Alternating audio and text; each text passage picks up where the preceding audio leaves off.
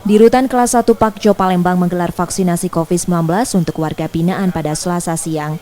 Dengan Polrestabes Palembang, vaksinasi menyasar 680 warga binaan. Petugas menyediakan vaksin Sinovac dan Pfizer tak hanya untuk suntikan pertama tapi juga suntikan kedua. Sebagian warga binaan sudah menjalani vaksinasi sebelum masuk rutan.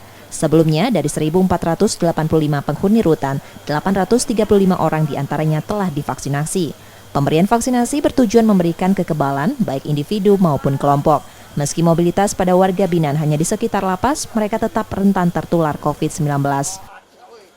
Seluruh warga negara wajib divaksin, ya, untuk menambahkan antibodi mereka. Karena kan biarpun mereka di dalam tidak keluar, tetapi kan petugas kan keluar masuk kalau mereka sudah divaksin, mudah-mudahan mereka tidak terpapar, ya. Dan kita pun selalu berdoa seluruh petugas dan warga binaan pun tidak ada terpapar lagi. Jadi berkesinambungan. Jadi seandainya nanti ada masuk lagi tahanan yang belum divaksin, wajib kita berkoordinasi dengan Dinas Kesehatan untuk melaksanakan vaksin kembali. Pemberian vaksin membuat warga binaan merasa lebih aman dan terlindungi. Mereka berharap vaksin diberikan secara berkesinambungan, khususnya warga binaan yang baru masuk rutan. Senang sih Pak udah divaksin ya.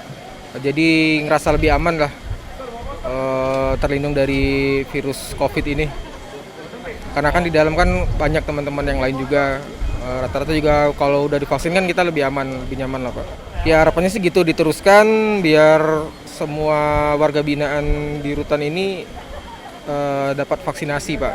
Biar mereka juga lebih aman dan kita juga teman-teman lebih aman semuanya di sini Pak. Mengantisipasi COVID-19, hingga kini Rutan Pakjo masih meniadakan jam kunjungan, sementara penitipan barang tetap dilayani sesuai jam yang ditentukan.